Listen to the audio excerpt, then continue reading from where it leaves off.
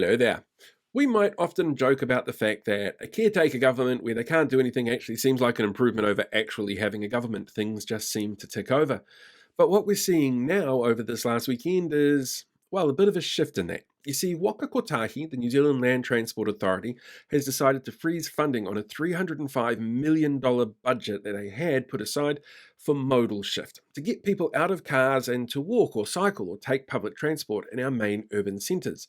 You see, this is part of a policy designed to try and help reduce emissions and redesign cities and improve economic outcomes for a bunch of people through a bunch of different means. And while we might be a low emissions country because we're such a small country in terms of population, we actually have one of the largest per capita emissions outputs in the world.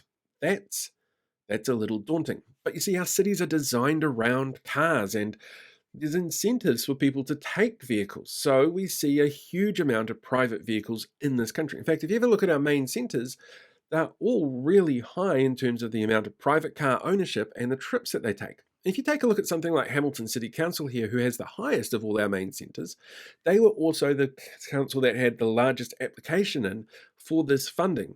And now they don't know whether or not that's going to go ahead. These councillors and elected officials have made promises based on what they were told was coming. They've signed the contracts. And now that money's on hold, which means the people of Hamilton don't necessarily know what's going on. The elected officials have to wait and see. Waka Kotahi's not sure what's going on, and we don't have a government to give them direction. It's really kind of a tricky, sticky situation.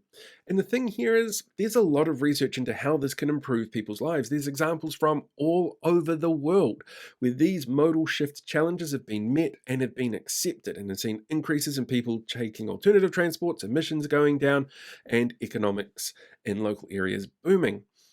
But at the moment, there's no direction because there's no government. And we don't know how long it's going to be until there is one. So there's a whole bunch of question marks now being raised for everybody from government all the way through to the people who want a new walkway or cycle lane in their city. And all we can do is sit back and wait for it, unfortunately.